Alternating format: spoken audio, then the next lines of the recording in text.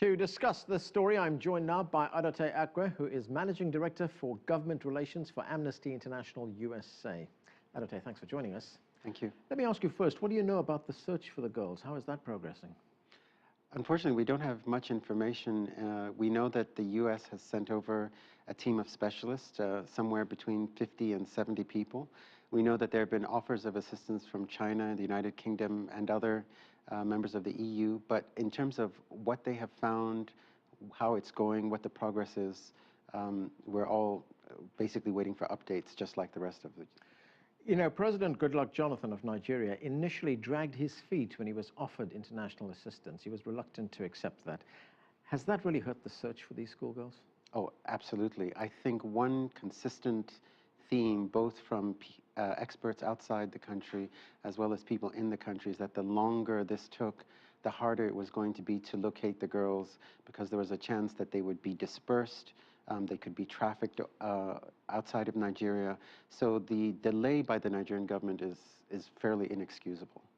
Now there is talk of a prisoner exchange deal. The rebels are saying, you know, we will release the girls if you release the people you're holding in prison. I mean, do you know anything about that? No, we only have heard that the video offered an exchange. We heard that the Nigerian government turned this down. And I don't even know whether there's a way forward here for the Nigerian government to do the kind of negotiating that's necessary, which of course is just going to make things even harder for the families. That's interesting you mentioned that, actually, because is there a point of communication right now? I mean, is the Nigerian government or other people talking to Boko Haram, and where is that taking place? Exactly.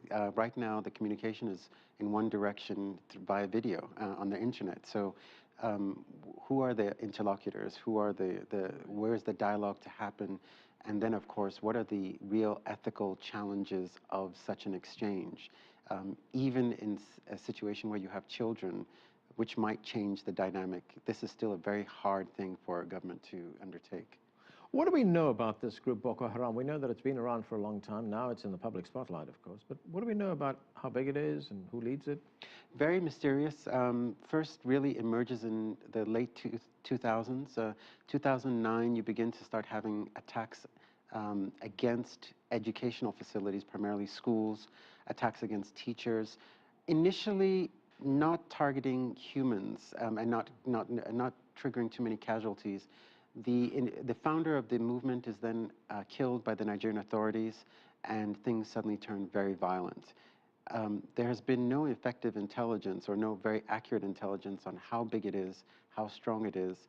The Nigerian military and the authorities have also claimed on certain occasions that they have it beaten, they were going to crush it, that they had effectively neutralized it.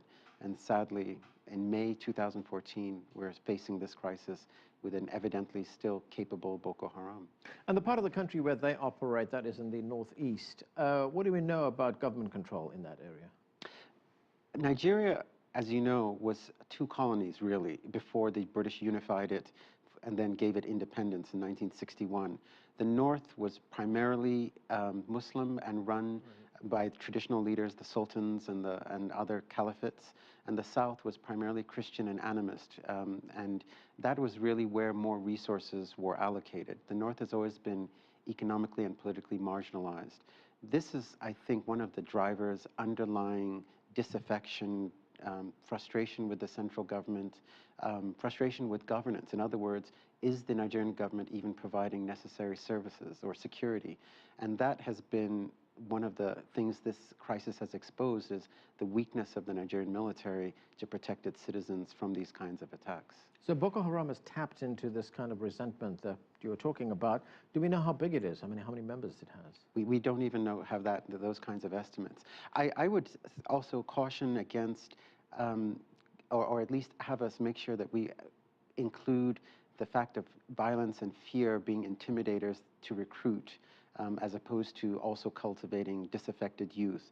Both of them are clearly playing into Boko Haram's recruitment, but clearly the violence and the lack of protection have also probably intimidated people from actively opposing them. You know, there's evidence to show that the government did not take this group very seriously. I mean, we know that when they first announced that they had kidnapped these girls, the government did not act. Why was there such reluctance on the part of the central government to act? There are so many different theories. One of them is that the government indeed disregarded or downplayed the capacity and the importance of the abduction, clearly not picking up on the fact that this was going to hit a very, very central, a big point with women's groups, Nigerian diaspora groups, African American groups, concerned people that children should not be treated or abducted in this manner. There's also the other theory that the Nigerian military may be supportive of Boko Haram and that they themselves have not been as forthcoming or vigorous in their response. The theories with the Nigerian government and the military are unfortunately very complicated, but the bottom line at the end is that they just did not do the job, despite having warning, which Amnesty International confirmed on Friday, for at least 4 hours that the attack was coming, and they did not do anything. That's right. Amnesty International has reported that the military knew that this kidnapping was going to take place and yet did nothing to stop it. That's correct. The Nigerian spokespersons have since said, that the military, the security was underarmed, and that there were not enough of them, and that Boko Haram has been consistently better equipped than the security forces. That still begs the question of, could you not have moved the girls to a different location? Could something not have been done? But there clearly was a breakdown in terms of the response, and now you have close to 300 girls who have been abducted and may never actually be rescued, all because of a failure to respond. Right, you say better equipped. Where are they getting their money and arms from? It's very hard. The Sahel region, and in particular the area of northern Nigeria, Mali, all of those have been kind of inundated by weapons flows from the former dictator Muammar Gaddafi. After the fall of his regime, there basically is intelligence that shows that that equipment moved down and circulated and facilitated the military takeover in Mali. So that region is indeed awash with small arms and conventional weapons, and I think those clearly are contributing here, but we don't actually know who's supporting or funding Boko Haram or how they're operating. Right. You now have international involvement. The United States is involved. The United Kingdom is involved as well. How important was social media in bringing this international involvement and making the public aware of Boko Haram and what it's doing?